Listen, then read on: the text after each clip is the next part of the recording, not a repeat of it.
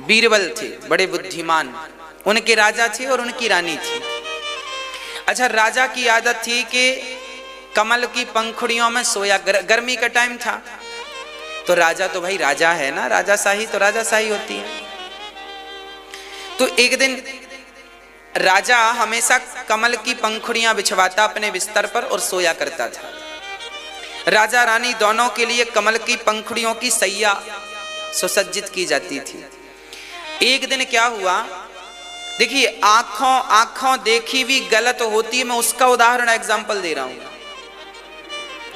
एक राजा थे, एक रानी थी, दोनों कमल की पंखुड़ियों पर सोया करते थे। अच्छा, जो कमल की पंखुड़ी बिछाने आया करता था माली, उसका नियम था कि रोज इतने बजे आना है, कमल की पंखुड़ियां बिछाना है। माली को बिछाते बिछाते कई साल हो गए। एक दिन वो माली कमल की पंखुड़ियां बिछा रहा था, तभी बढ़िया सुंदर हवा चलने लगी, बढ़िया सुंदर वातावरण था। उसके मन में क्या सूझी पता नहीं माली के। जब पूरी सैया तैयार हो गई तो जहां राजा सोया करते थे उसको लगा मैं भी देखूं क्या मजा आता है इसमें। तो जहां राजा सोते थे वो वहां सो गया। सो क्या गया, उसको लगा लेट कर देखूं, तो वो वहां पर, उसको लगा मैं अभी ठीक कर दूंगा क्योंकि मैं ही तो सैया बनाता हूं, बिगड़ जाएगी तो मैं फिर से फूल लगा दूंगा, ठीक हो जाएगी। माली सैया पर लेट गया और जब लेटा, बढ़िया हवा थी, बढ़िया ठंडी ठंडी पंखुड़ियां थी, उसकी आंख लग गई, अर्थात नींद आ गई, वो सो गया। तभी रानी आ गई। अच्छा, रानी आई तो रानी को क्या लगा राजा सो रहे हैं, क्योंकि वो पंखुड़ियों में थोड़ा धस गया, पंखुड़ियां ऊपर आ गई तो चेहरा दिखा नहीं, कुछ भी रहा होगा पर रानी को दिखा नहीं। रानी को लगा ये राजा है, क्योंकि उसमें तो केवल राजा सोया करते थे ना, तो बाजू में आकर के रानी भी लेट गई। रानी भी लेटी हैं। अब इतने में राजा साहब आ गए। राजा ने देखा ये कौन पुरुष सो रहा है। अब देखा तो माली। अब माली को देख करके उसे तो देश निकाला दे दिया, तू मेरी पत्नी के पास बैठा क्या कर रहा है। अब वो तो गया, उसे तो दंड मिल गया, पर रानी को अब क्या दंड मिले, रानी तुम गलत हो। अब रानी ने कहा महाराज हम गलत नहीं हैं, हमारे विचार गलत नहीं हैं, हमें तो लगा आप सो रहे हैं, केवल कंफ्यूजन हो गई। देखिए जीवन में कई बार गलतफहमी हो जाती है, हम गलत होते नहीं हैं पर आपको लगता है हम गलत हैं, ये गलतफहमी हो जाती है सबके जीवन में। और रानी गलत नहीं थी पर राजा ने गलतफहमी पाल ली, और कोई भी पाल लेता क्योंकि पुरुष सो रहा है। अब निर्णय कौन करे, अब निर्णय, तब बीरबल को बुलाया गया। बीरबल ने कहा राजा साहब आंखों देखी भी गलत हो जाती है, आपने भले अपनी आंखों से देखी है पर गलत है, ये जो आप सोच रहे हैं वो गलत है। बीरबल तुम सिद्ध करके बताओ कि मैं कैसे गलत हूं। मैंने आंखों से देखा है, कई बार आप सुनी बात पर यकीन नहीं करते पर आंखों पर यकीन करते हैं, पर कई बार आंखों देखी भी झूठी हो जाती है। अब बीरबल ने सिद्ध किया। बीरबल ने कहा राजा साहब देखिए, रानी को उठाया गया, उस आदमी को उठाया गया, देखा गया तो वो गुलाब की सैया थी। रानी जहां पर लेटी थी वहां का गुलाब दबा हुआ था, वो आदमी जहां लेटा था वहां का कमल का पंखुड़ी दबी हुई थी और बाकी बीच में तो उठी हुई थी। इसका अर्थ यह हुआ कि ये केवल गलतफहमी के कारण रानी सो गई हैं, यहाँ इन दोनों के बीच में कोई गलत व्यवहार नहीं हुआ। इसलिए राजा साहब आपकी जो सोच है अभी वर्तमान में वो गलत है, ये दोनों गलत नहीं है, आपने जो इन दोनों के प्रति सोच बना ली है ये गलत है, ये गलतफहमी हटा दीजिए, सब ठीक है। देखिए रानी ने जहां सोई थी उनके निशान वहां है, पूरा पुष्प दबा हुआ है, वो यहाँ सोया था उसका पुष्प दबा हुआ है बीच में, बिल्कुल ठीक है। इसका मतलब राजा साहब आपकी आंखें आज गलत हैं। कहने का तात्पर्य यह हुआ कि आंखों देखी भी गलत हो गई। इसलिए आप अपने जीवन में कोई भी निर्णय लें, आप कुछ भी देखने के बाद भी निर्णय लें तो विचार कर लें कि आपने जो देखा है क्या वो सही है, क्या गलतफहमियां हैं बीच में। कई बार आप विचार नहीं करते, देखो राजा के भीतर संदेह हो गया, संशयात्मा विनश्यति पर मैं बात कर रहा था गीता के श्लोक पर, कि संशय हुआ रानी पर, राजा को। तो राजा के संशय को बीरबल ने क्या किया, क्लियर कर दिया। अच्छा संशय क्लियर हो गया तो खत्म बात, फिर दोनों ठीक हो गए। अच्छा डाउट क्लियर ना होता तो साथ में रहते पर मन में वो संशय बना रहता कि ये गलत है, ये गलत है, ये गलत है। इसलिए आप भी अपने रिश्ते में, परिवार में, घर परिवार में, दोस्तों में, मित्रों में, सबके प्रति बिल्कुल क्लियर रहिएगा। जो व्यक्ति बिल्कुल क्लियर रहता है वो कभी परेशान नहीं रहता। जो स्वयं संदेह रखता है और दूसरों को संदेह की दृष्टि से देखता है वही इस दुनिया में सबसे ज्यादा परेशान है। गीता में लिखा है संशयात्मा विनश्यति, जो संदेह लेके घूमता है उसका जल्दी से सर्वनाश हो जाता है। इसलिए क्लियर हो, संदेह ना हो। अच्छा भागवत की कृपा हम पर है, ईश्वर हम पर कृपा किए हैं, सबूत क्या है? बीरबल ने तो सबूत के साथ बात कर दी कि रानी अच्छी हैं और ये गलती से हुआ है, कुछ भी गलत नहीं। अब आपको कैसे पता चले कि आपके जीवन में भगवत कृपा है, ये प्रूफ कैसे किया जाए? बीरबल ने तो प्रूफ कर दिया, आप कैसे प्रूफ करेंगे कि आपके ऊपर भगवत कृपा है? अच्छा आप पर भगवान की कृपा है, इसे प्रूफ कर पाएंगे आप? हाँ या ना? कैसे करेंगे? देखिए भगवान की सबसे बड़ी कृपा का प्रमाण पत्र यही है कि उन्होंने आप लोगों को इस लॉकडाउन में, जो कि तमाम लोग डिप्रेशन में जा रहे थे, आत्महत्या कर रहे थे, ईश्वर की कृपा ने ही किसी भी प्रकार से उन्होंने आपको 7 दिन की भागवत सुना करके, 7 दिन नहीं, आपने तो, कई लोग बोलते हैं हम तो चैनल बदल रहे थे, अपने आप साधना चैनल लग गया, हमने कथा देख ली, कथा देखी तो रुक गए, ठहर गए, 1 घंटे की देखी, फिर 2 घंटे की देखी, फिर 1 दिन की देखी। अब तो ऐसा हुआ कि महीनों से हम एक भी दिन छोड़ते नहीं हैं। इसका मतलब क्या है? देखिए ईश्वर की कृपा बोल रहा हूं आपको। लॉकडाउन के पहले बहुत सारे लोग भारत के आध्यात्म से नहीं जुड़े थे, भगवान से इतने नहीं जुड़े थे जितने अब जुड़ गए, कथा सुनकर जुड़ गए हैं। तात्पर्य क्या हुआ कि देखो जमाने पर औरों पर कृपा हो ना हो भगवान की, पर आप वृंदावन तक पहुंचे हैं तो आप पर तो कृपा है भगवान की। आप कथा सुन रहे हैं तो आप पर, औरों की मैं गारंटी नहीं लेता, और कैसे हैं कहाँ हैं राम जाने, पर जो टीवी के माध्यम से कथा सुन रहे हैं, जो अपने बच्चों को संवार रहे हैं, सुधार रहे हैं, संस्कारी बना रहे हैं, आप पर तो कृपा है ना। यही तो प्रत्यक्ष कृपा है। एक बहन मेरे पास आई, बोले गुरुजी मैं बिल्कुल मरने वाली थी, आत्महत्या करने वाली थी, इतनी डिप्रेशन में चली गई, पर कथा सुन के मैं अच्छी हो गई। क्या अर्थ है इसका? इसका अर्थ यही है कि ये भगवत कृपा ही तो है। इसे आप कृपा नहीं कहेंगे तो क्या कहेंगे? पहले आप बड़े अशांत रहा करते थे, पैसा बहुत था पर फिर भी अशांति थी। अब देखो कथा सुनते सुनते मन बिल्कुल शांत हो गया, आपके भीतर शांति आ गई। ये ईश्वर की कृपा नहीं, भगवत कृपा नहीं तो क्या है? पहले आप बड़े परेशान रहा करते थे, मन भटकता रहा करता था, अब पहले की अपेक्षा मन अब ज्यादा अच्छा है, ज्यादा शांत है, घर में ज्यादा सुख मिल रहा है, ज्यादा आनंद से रह रहे हैं, पति पत्नियों के झगड़े समाप्त हो गए, बहुत सारे बेटों ने माँ बाप की सेवा स्टार्ट कर दी। ये कृपा नहीं तो क्या है? कितने लोग हमसे कहते हैं गुरुजी हमारे बेटे ने तो चरण छूने शुरू कर दिए, हमारे बेटे ने तो चरण धुलना शुरू कर दिया, जो बेटा कभी समय निकाल कर आता नहीं था अब तो वो मेरे चरणों से जाता ही नहीं है, ऐसा परिवर्तन हो गया। तो परिवर्तन तो है। अब आप कहें महाराज जी उन पर परिवर्तन हो गया, हम पर क्यों नहीं हुआ? इसका भी कारण है। एक बार मां यशोदा यमुना जी में दीप दान करने गई, दीप दान किया। केवल मां यशोदा ने नहीं, नंद बाबा ने, ब्रजवासियों ने, गोपियों ने, ग्वाल वालों, मतलब हजारों लोगों ने दीप दान किया। पूरी यमुना जी जगमग जगमग जगमग जगमग जगमग जगमग जगमगा रही हैं आहा दीपों से।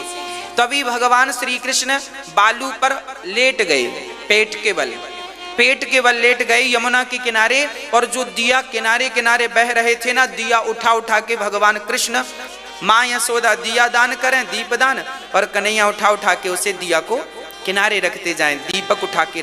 मैया बोली, लाला लाखों दिया बह रहे हैं यमुना में, तू कितने दीपक को उठावे गो? कन्हैया बोले, मैया सारे दीपकन को मैंने ठेका थोड़ी ले रखे हो है, जो मेरे पास से गुजरते जावेंगी उनको उठा के अपने पास रखते जाऊंगा। कहने का तात्पर्य यह है कि भारत में 135 करोड़ की आबादी है, भारत में 135 करोड़ लोग रहते हैं, तो क्या भगवान ने सबका ठेका लिया है? भगवान कहते हैं, देखो ठेका तो मैंने सबका ही लिया है, पर याद रखना जो मेरे करीब से गुजरते जाएंगे उनको उठा उठा करके मैं उन्हें मुक्त करता जाऊंगा, उनके दुखों से मुक्त करता जाऊंगा। जो मेरे से दूर हैं, जो मेरे पास आते ही नहीं, अब मैं क्या करूं? गलती किसकी? तुम जाते क्यों नहीं भगवान के पास? क्यों नहीं उनसे संबंध बनाते? क्यों दूरियां बनाए बैठे हो? जाओ उनके पास, पुकारो उन्हें, वो सबका दुख दूर करते हैं, तुम्हारा क्यों नहीं करेंगे?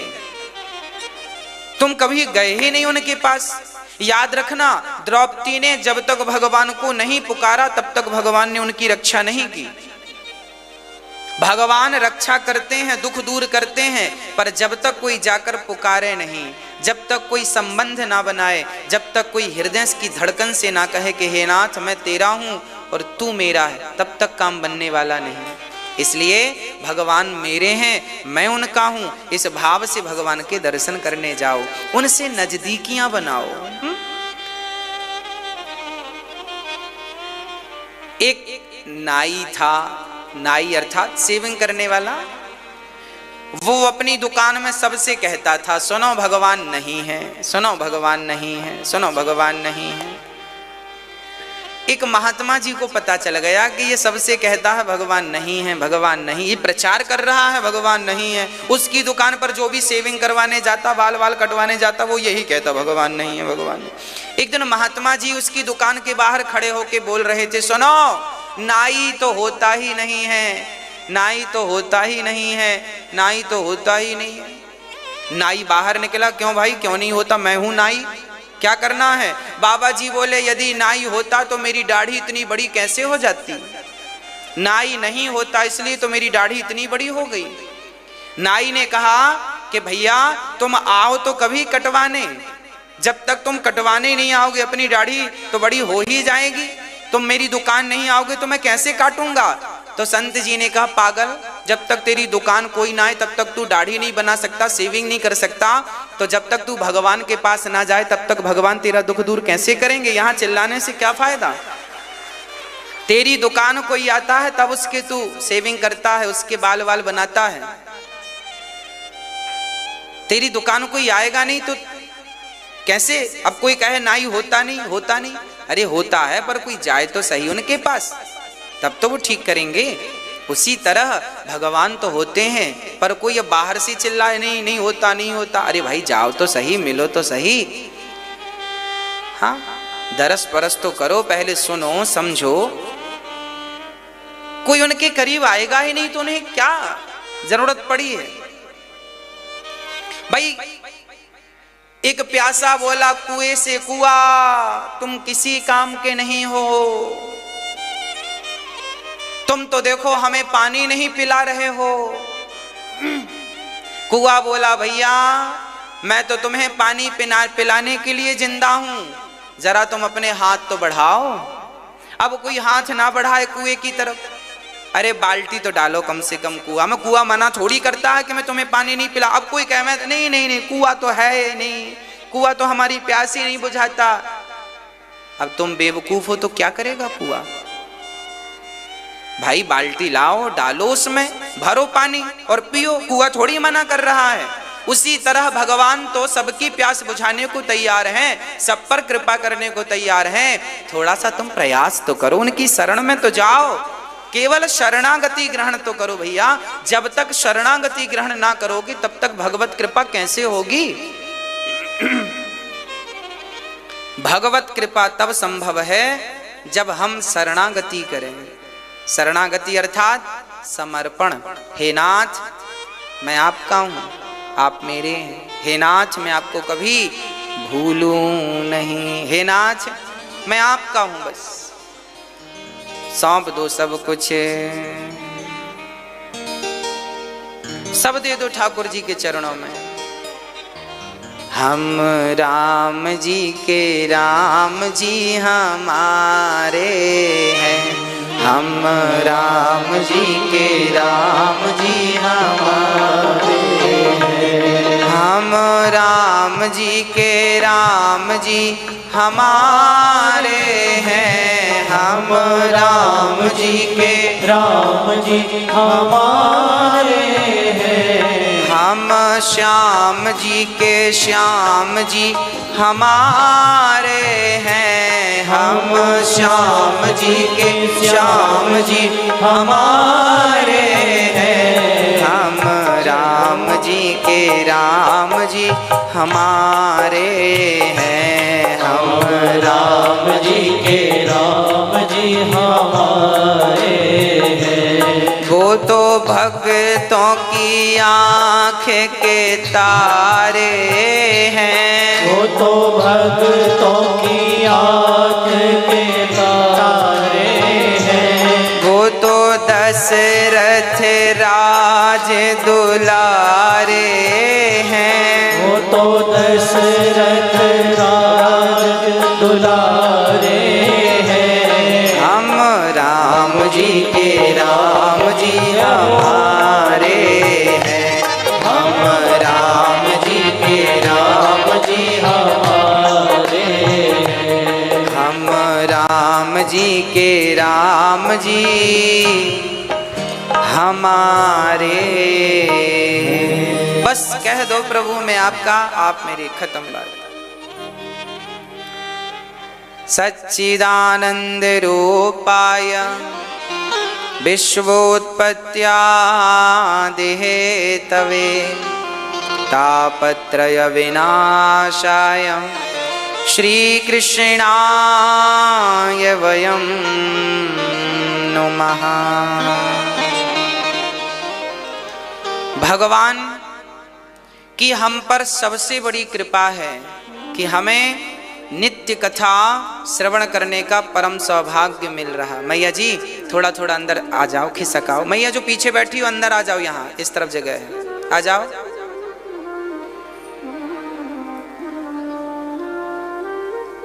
आ जाओ, थोड़ा थोड़ा आगे खिसकाइए। सच्चिदानंद रूपाय विश्वोत्पत्त्यादि हेतवे तापत्रय विनाशाय श्रीकृष्णाय वयं नुमः। भगवान कैसे हैं? सच्चिदानंद घन। भगवान इतने दयालु हैं कि वो सत्य के रूप में हमारे भीतर उपस्थित हैं। भगवान सत्य है। सत्यम परम धीमहि ईश्वर ब्रह्म सत्यम जगन मिथ्या। भगवान सत्य हैं, चित्त स्वरूप हैं, आनंद स्वरूप हैं, जो विश्व की उत्पत्ति पालन संहार करने वाले हैं, जो भगवान सारे दुखों को दूर करने वाले हैं। ऐसे भगवान को हम नमस्कार करते हैं। श्री कृष्णाय वयं नुमः। यं प्रव्रजन्तमनुपेतमपेत कृत्यं द्वैपायनो विरह कातरया जुहाव पुत्रेति तन्मयतया तर्वोऽभिनेदुस् तं सर्वभूतहृदयं मुनिमानतोऽस्मि।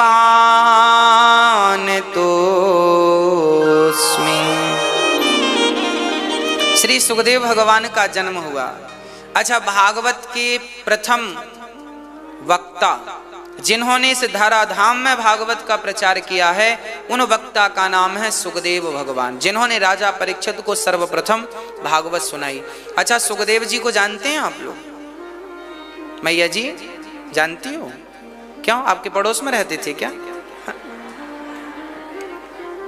अच्छा, पहले कथा सुनाई थी, ठीक है, हमें लगा पड़ोस में रहते थे।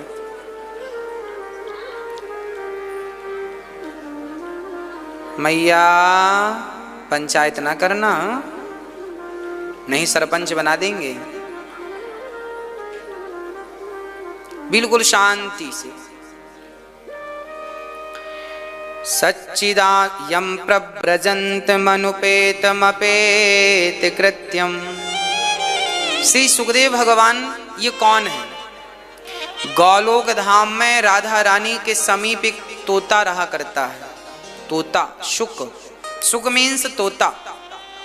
शुक मतलब तोते को संस्कृत में शुक कहते हैं। शुक गौलोक धाम में सुखदेव जी शुक रूप में रहा करते। शुक मतलब तोते के रूप में रहा करते हैं। और राधा रानी बहुत प्यार करती हैं इस तोते से, हमेशा अपने पास रखती हैं, अपने पास बिठाती हैं। इसका मतलब ये बिल्कुल नहीं है कि आप लोग भी तोता पाल लो, इसका ये अर्थ नहीं है। तोता नहीं पालना चाहिए, किसी पक्षी को बंदी नहीं बनाना चाहिए। जितने दिन वो बंदी रहेगा आपके पिंजरे में, उतने दिन वो आपको बद्दुआ ही देगा, दुआएं नहीं निकलेंगी उसके भी। आप भले उसको मक्खन मिश्री खवाओ, क्योंकि आप किसी को बंधन में रखेंगे तो उसके अंदर से बद्दुआएं तो नहीं। देखिए, आजादी तो आजादी है, पक्षियों की आजादी तो आकाश है, उड़ने दो उन्हें। पिंजरा तो सोने का भी क्यों ना हो, पर पिंजरा तो पिंजरा ही है। इसलिए पक्षियों को बंदी ना बनाया करो। राधा रानी के गौलोक धाम में उनका भक्त श्री सुखदेव जी रहा करते हैं और बड़े प्रेम से सुखदेव जी राधा रानी को रोज कथा सुनाया करते थे। किसके बारे में? कृष्ण के बारे में। कृष्ण की कथा सुनाया करते थे। सुखदेव भगवान रोज श्याम सुंदर की कथा सुनाया करते थे। तो एक दिन भगवान श्री कृष्ण, अच्छा सुखदेव जी क्या करते? राधा रानी के पास जाते तो कृष्ण की चर्चा सुनाते, और कृष्ण के पास जाते तो राधा की चर्चा सुनाते।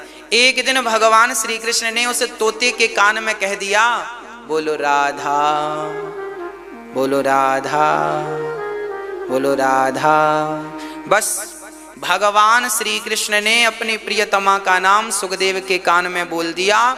याद रखना, उस राधा नाम को ही, उस राधा जी को ही अपना गुरु मान लिया श्री सुखदेव भगवान ने।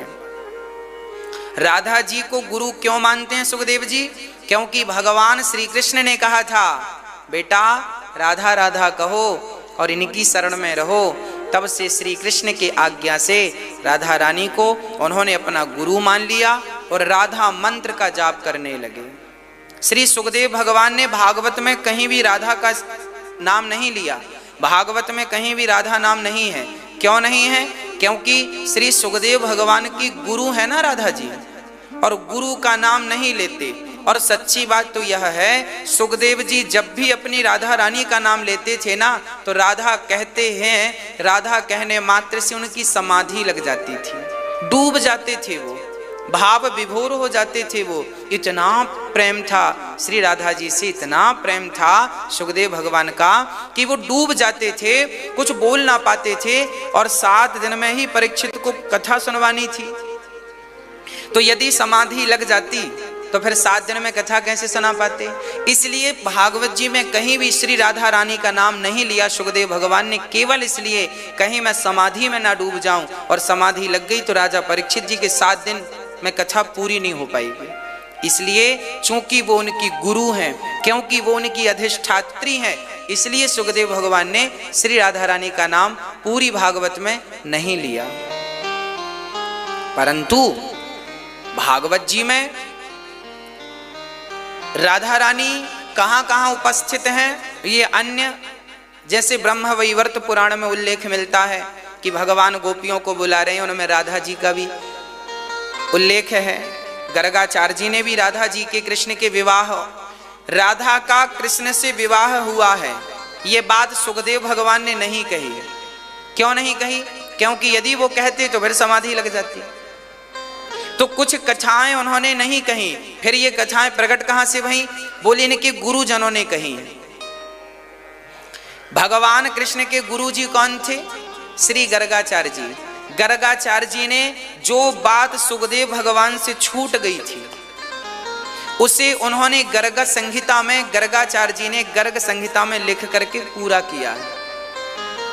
देखिए, जो भी लेखक होते हैं ना, जो भी लिखने आते हैं, जैसे गोस्वामी तुलसीदास जी, रामचरितमानस आप पूरी पढ़ लोगे ना तो बहुत सारे प्रश्नों के उत्तर रामचरितमानस में नहीं मिलते। तुलसीदास जी ने और भी ग्रंथ लिखे हैं, कवितावली, दोहावली, विनय पत्रिका, ऐसे 12 ग्रंथ लिखे हैं गोस्वामी जी ने। कितने ग्रंथ? 12। 12-13 ग्रंथ का उल्लेख है। गोस्वामी तुलसीदास जी का सबसे पहला ग्रंथ है हनुमान चालीसा।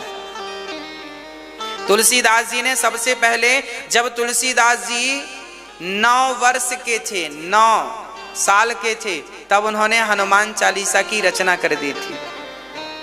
हनुमान चालीसा सबसे प्रामाणिक और सबसे छोटा ग्रंथ है गोस्वामी तुलसीदास जी के द्वारा लिखा हुआ। रामचरितमानस में बहुत सारी बातें नहीं हैं। जो बात रामचरितमानस में छूट गई थी गोस्वामी तुलसीदास जी से, उनका जिक्र उन्होंने अपने दूसरे ग्रंथों में कर दिया। अब आप उनके दूसरे ग्रंथ पढ़ेंगे तो उत्तर मिल जाएगा। एक उदाहरण से मैं आपको समझाता हूं, समझिए। देखिए, रामचरितमानस में लिखा है कि जब हनुमान जी, देखो ये बात आपने आज तक नहीं सुनी होगी जो हम आपको बताने जा रहे हैं, ध्यान से सुनिएगा। इसलिए शास्त्रों को, संपूर्ण ग्रंथों को खोल के हमने आपके सामने रख दिया है। रामचरितमानस में एक चर्चा का उल्लेख है जो आपने भी देखा और सुना होगा। जब लक्ष्मण जी को शक्ति लगती है, तब हनुमान जी शक्ति लगने पर सुखैन वैद्य के कहने पर संजीवनी लेने गए थे हिमालय। तो हिमालय में संजीवनी हनुमान जी पहचान ना सके कौन सी है, तो उन्होंने पूरा का पूरा पहाड़ उठा लिया और पहाड़ लेकर जब हनुमान जी चले तो वो कहां से गुजरे? अयोध्या से।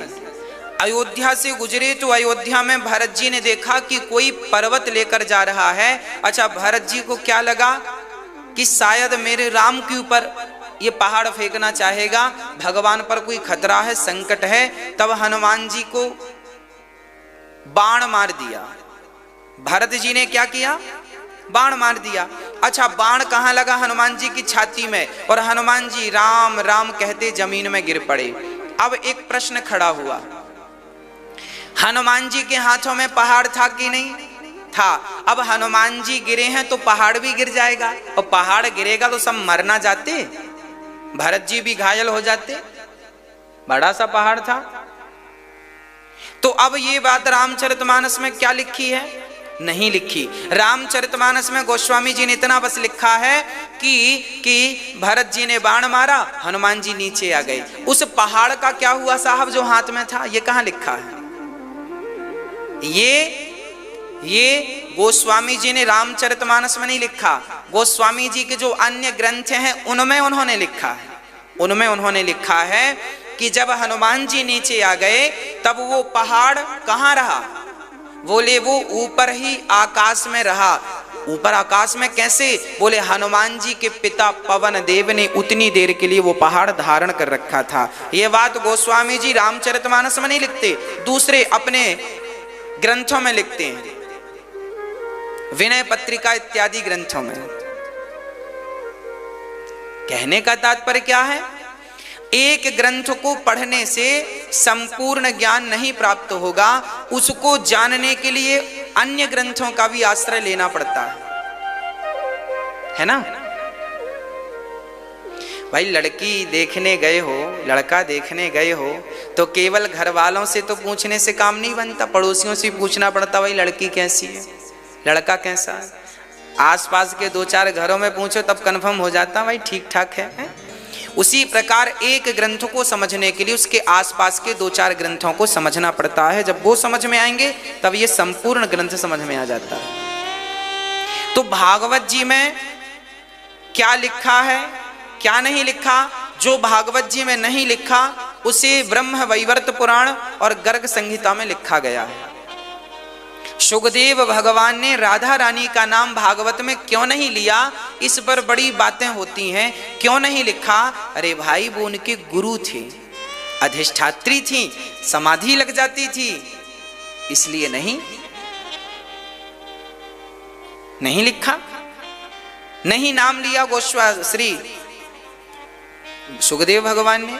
अच्छा, राधा रानी जब धराधाम पर आने लगी तब सुखदेव भगवान बोले, माँ मैं भी आपके संग चलूंगा। राधा जी बोली, बेटा वहां हमें बहुत सारी लीलाएं करनी है, तुम देखोगे तो रोगे, तुम सहन ना कर पाओगे।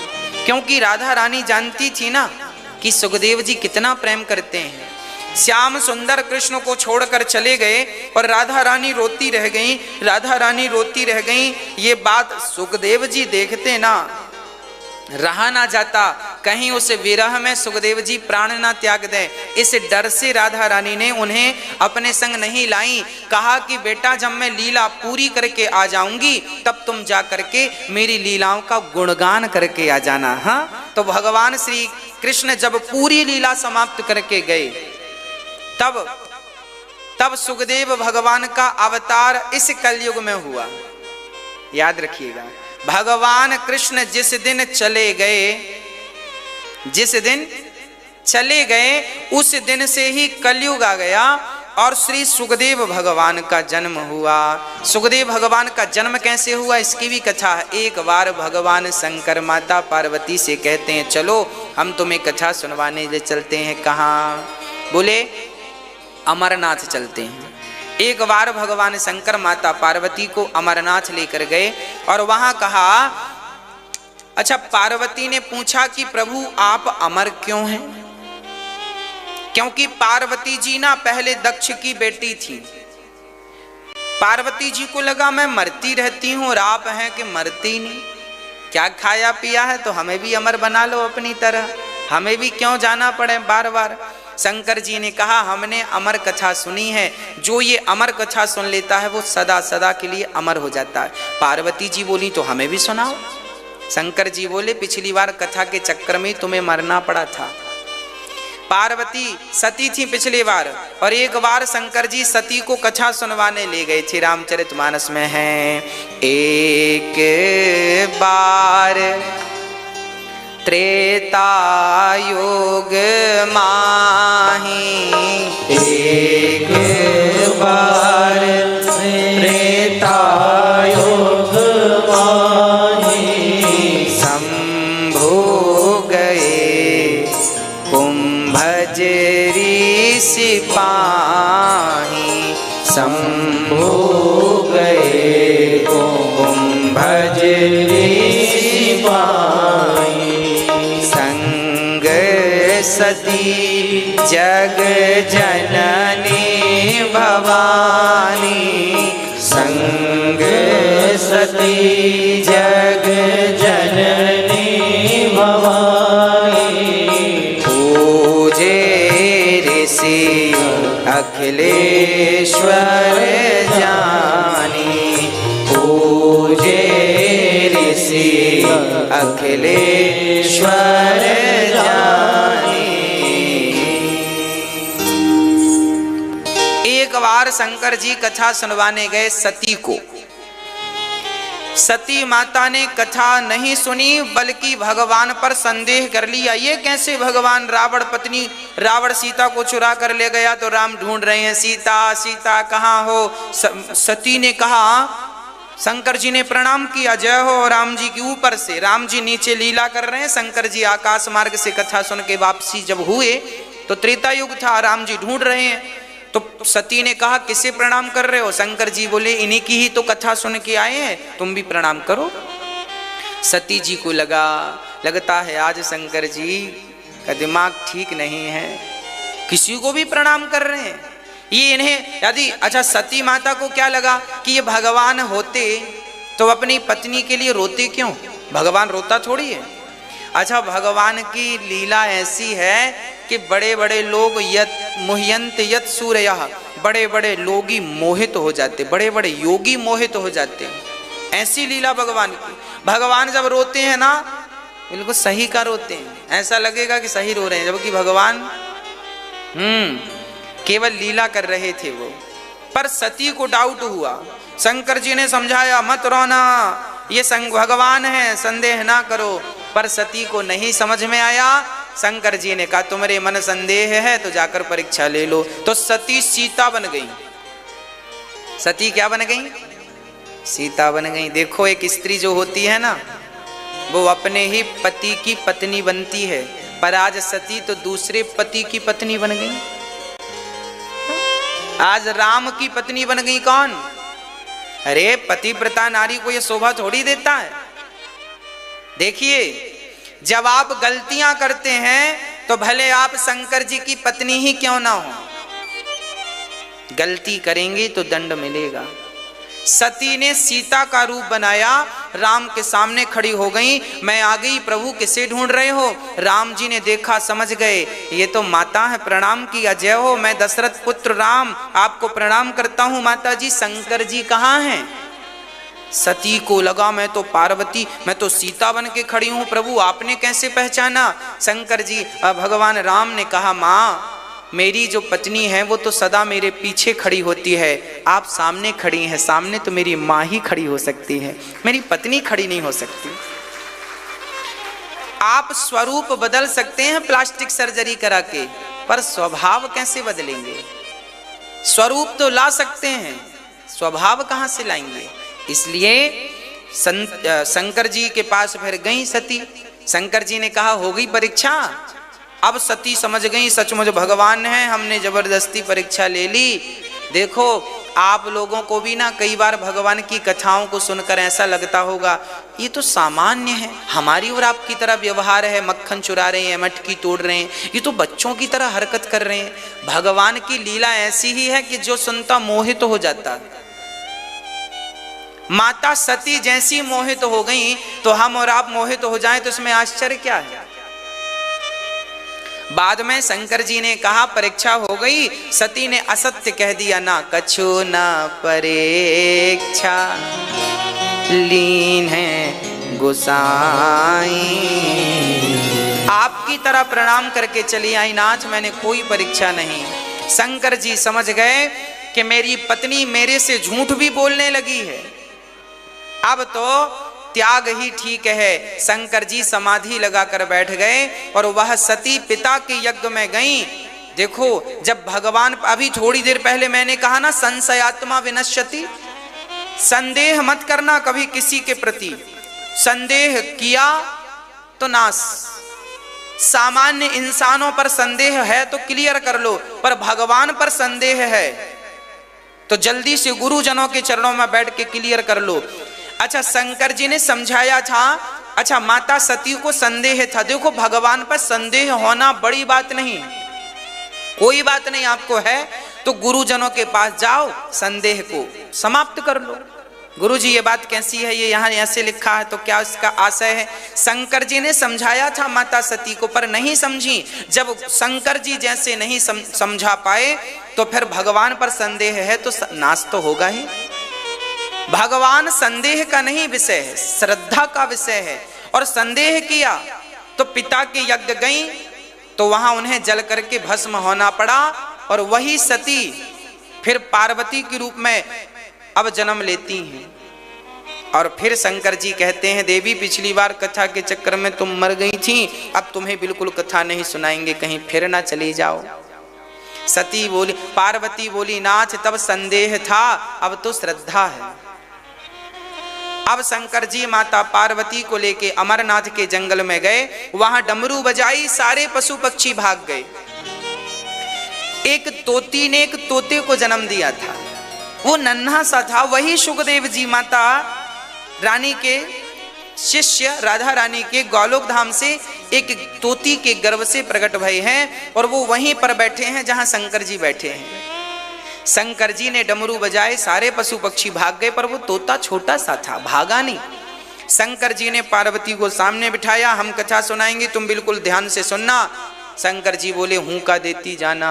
अब कथा आंख बंद करके शंकर जी ने सुनाई। एक राजा था, एक रानी थी। अब पार्वती जी सो गईं। कुछ दिन बाद कथा सुनते सुनते नींद अच्छी आती है, सो गई माता जी। अच्छा, जब सोई तो तोता ने विचार किया कि यदि माता ने हुंका देना बंद कर दिया और शंकर जी ने कथा सुनानी बंद कर दी तो फिर ये कथा कभी प्रकट नहीं होगी, लुप्त हो जाएगी। तब तोते ने माता जी की आवाज में वो हुंका देना शुरू कर दिया था। संपूर्ण कथा हो गई। तब शंकर जी ने जयकारा लगाई, बोलिए वृंदावन बिहारी लाल की। और जयकारा लगी तो पार्वती जी की नींद खुली। माता जी ने कहा स्वामी जी फिर आगे क्या हुआ?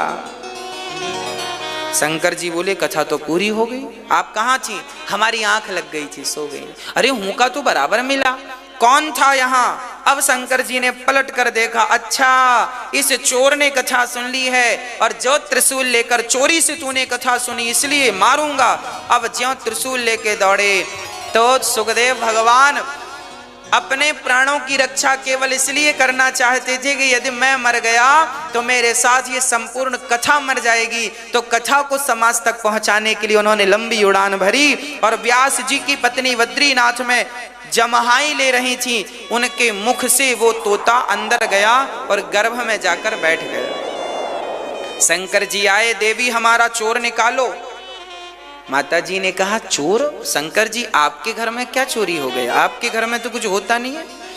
अच्छा, राधा कृष्ण के मंदिर में चोरों के लिए कुछ मिल जाएगा चुराने के लिए, पर शंकर जी के मंदिर में चोरों को कुछ मिलता नहीं है चुराने के लिए। क्या मिलेगा? माता जी ने कहा व्यास जी की पत्नी ने आपके घर क्या चुरा ली? शंकर जी ने कहा हमारी कथा चुरा ली। अच्छा, संतों का धन क्या है? संतों का धन, हाँ हमारो धन राधा श्री राधा श्री राधा। तो शंकर जी ने कहा हमारा धन चुरा लिया इस तोते ने। कौन सा धन? कथा रूपी धन, नाम रूपी धन। मीराबाई भी ने गाया है ना, पायो जी मैंने राम रतन धन पायो। राधा नाम धन है, कृष्ण नाम धन है, राम नाम धन है।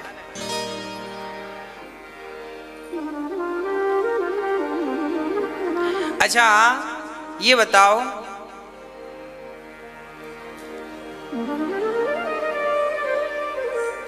असली धन क्या है?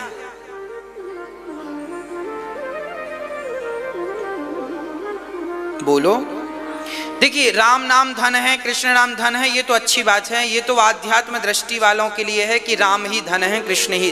पर सामान्य धन क्या है? सामान्य जो वार्ता है, सामान्य जो जीवन है, सामान्य जीवन में धन क्या है?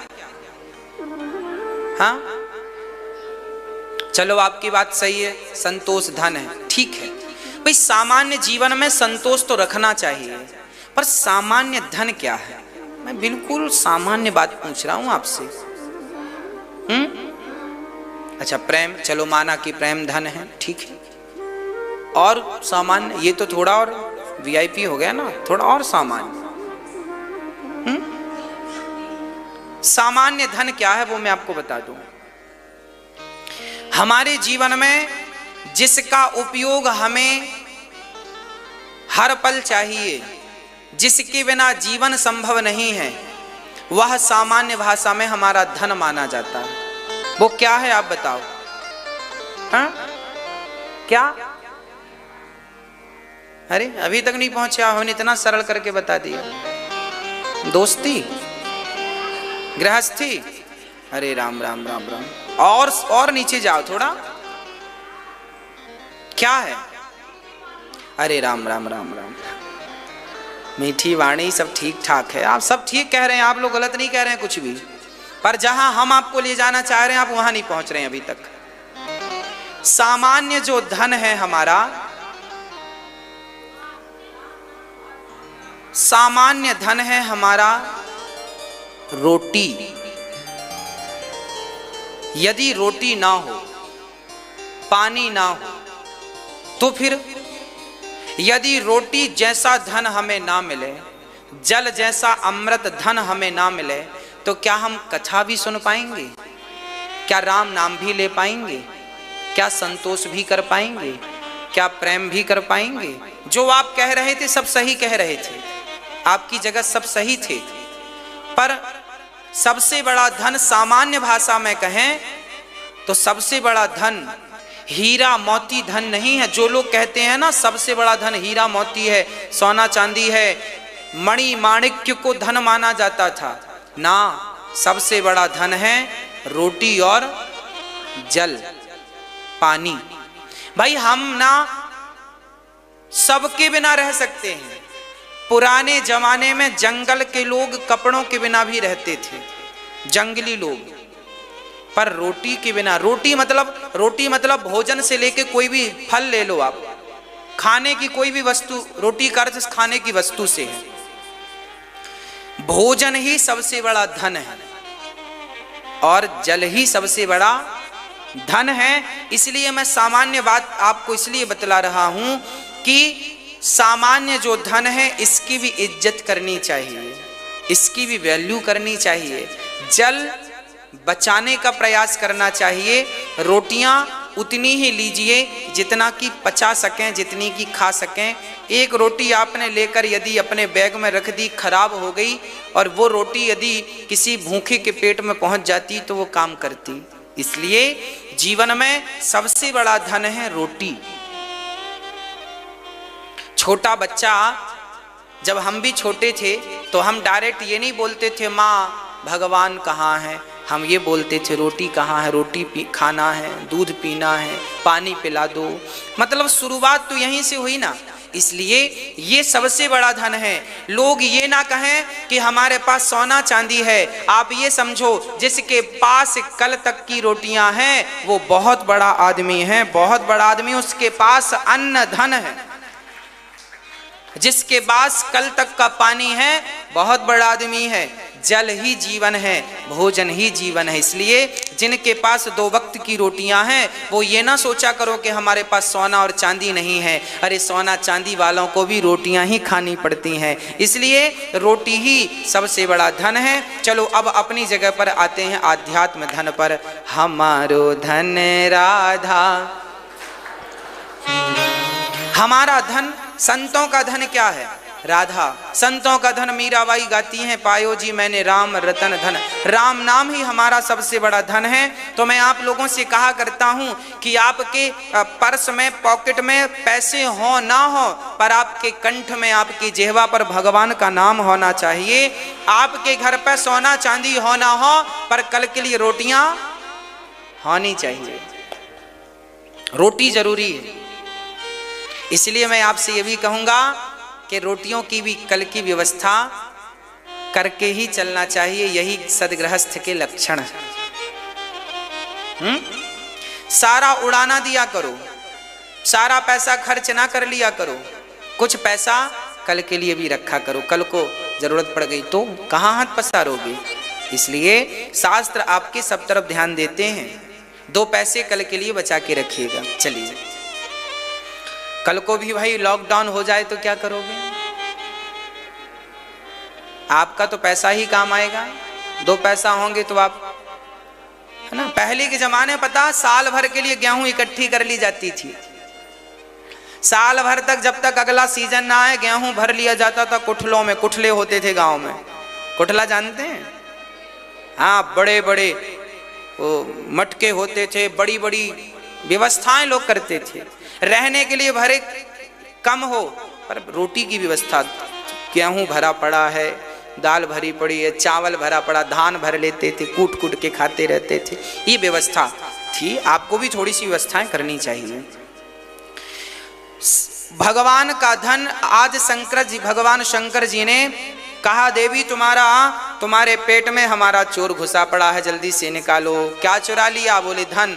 कौन सा धन? बोले हमारी अमर कथा सुन ली। शंकर जी ने कहा, जब अमर कथा सुन ही ली, अब माँ ने कहा, व्यास जी की पत्नी ने, जब अमर कथा उसने सुन ही ली तो फिर मरेगा कैसे? अब आप क्यों मार रहे हैं उसे? उसने हमारी कथा चुरा ली। माता जी ने कहा, अमर कथा सुन ली तो वो तो अमर हो गया, और मार दोगे तो फिर महिमा समाप्त हो जाएगी। शंकर जी बोले बात सही है। शंकर जी पार्वती को लेके कैलाश चले गए। बात यह थी, कथा उस तोते को ही सुनवानी थी। पार्वती जी को निमित्त बनाया। अब सुखदेव जी को देखना जरा। वे पहले गौलोक धाम में रहते हैं, फिर व्यास जी की पत्नी के पेट में आ गए। यहाँ कितने साल रहे? 12 वर्षों तक रहे। 12 वर्षों तक माँ के पेट में रहे और बढ़िया सी कथा जो सुन के गए हैं उसका चिंतन करने लगे, मनन करने लगे। आप लोग भी जो सुना करो ना उसका चिंतन किया करो, रिवीजन किया करो, आपस में बात किया करो। आज हमने ये कथा सुनी है, इस कथा का क्या अर्थ है? कई बार ना जो बात हम कहते हैं उसके भी बहुत सारे मायने होते हैं, अर्थ होते हैं, पर सारे अर्थ तो हम नहीं समझा पाते ना समय अभाव में। एक बात के बहुत सारे अर्थ होते हैं। तो आप लोग कुछ घर में चिंतन किया करो। आज ये बात बोली गई है तो हमारे जीवन से इस बात का क्या संबंध है, कहाँ मैच कर रही है? कहीं हम भी तो वही गलती नहीं कर रहे हैं जो इतिहास के पन्नों में लोगों ने कर दी है? दोहराइए, देखिए कहाँ गलत हैं आप, कहाँ आपसे गलती हो रही है। आपके जीवन में जो आपसे नाराज है उसकी नाराजी क्यों है, क्या कारण है? सारी चीजें विचार करना। कथा सुनने से काम नहीं बनेगा, सुनकर उसको धारण करने से काम बनेगा। धारण कीजिए, मनन कीजिए और उसे चरितार्थ कीजिए। जैसा सुनते हैं वैसे बनिए। ये नहीं कि आप सुन तो बहुत कुछ रहे हैं, हम बोल रहे हैं सच बोला करो, सच बोला करो, पर आप बोलते नहीं हैं सच। आप लोग सच बोलते हैं कि नहीं? हाँ, मैं ये नहीं बोलती हूँ। कम बोलती हो कि ज्यादा? ज्यादा सच बोला करो। आप लोग सुनते सब हैं, जो बात हम यहां से बताते हैं ऐसा नहीं है कि आप लोगों को उसका नॉलेज नहीं है, उसका ज्ञान नहीं है, आप लोग सब जानते हैं। फिर भी अच्छा हम लोग देखो बचपन से हम लोग सुनते आ रहे हैं झूठ बोलना पाप है, नदी किनारे सांप है ना। हम लोग बचपन में ये गाया करते थे, झूठ बोलना पाप है, नदी किनारे सांप है, काली जी आएंगी सिर काट के ले जाएंगी। ये बचपन में हम लोग बोलते थे। अर्थ क्या है? झूठ बोलना पाप है। ये ज्ञान हमें कब मिल गया था?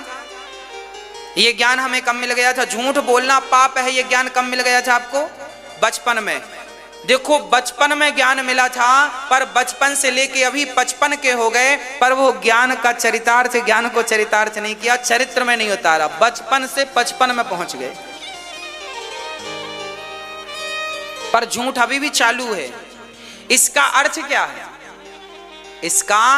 इसका अर्थ ये है कि आप गंभीर नहीं हैं, आप लापरवाह हैं। समझिए, असत्य का साथ मत लीजिए, सच बोलने से ही सुखी रहिए। सच बोलने से आधी रोटी मिलती है और झूठ बोलने से यदि संपूर्ण थाली मिलती हो तो संपूर्ण थाली लेने से अर्थ है कि आधी रोटी खाकर ही आप सुखी रहें, क्योंकि सच के संग रोटी जो मिलेगी वो रोटी सुपाच्य होगी। यदि थाली भर खा लिया, 56 भोग खा लिया झूठ का, तो जरूरी नहीं है कि वो पच जाए। इसलिए सच की रोटी खाने का प्रयास कीजिए। रट्टू तोता मत बनिए, धारण करना सीखिए। आज पूज्य श्री अनिरुद्धाचार्य जी महाराज ने हम सभी लोगों को बहुत ही उत्तम एवं शिक्षाप्रद कथा सुनाई है। आशा करता हूं कि इस शिक्षाप्रद कथा से हम सभी लोग कुछ न कुछ शिक्षा अवश्य ग्रहण करेंगे और अपने जीवन को सुखी और सात्विक बनाने का प्रयास करेंगे। मित्रों, अगर आपको यह शिक्षाप्रद कथा पसंद आई हो तो वीडियो को लाइक करें और अधिक से अधिक लोगों को शेयर भी करें, जिससे और भी लोग महाराज जी की इस शिक्षाप्रद कथा से शिक्षा लेकर अपने जीवन को सुखी बना सकें। मित्रों, अगर आपने अभी तक हमारे चैनल को सब्सक्राइब नहीं किया है तो हमारे चैनल को तुरंत सब्सक्राइब भी कर लें, जिससे आपको नोटिफिकेशन के माध्यम से महाराज जी के शिक्षाप्रद कथा तुरंत प्राप्त हो सकें। मित्रों, तो कल फिर किसी शिक्षाप्रद कथा के साथ आप लोगों के समक्ष प्रस्तुत होंगे। तब तक के लिए जय श्री राधे।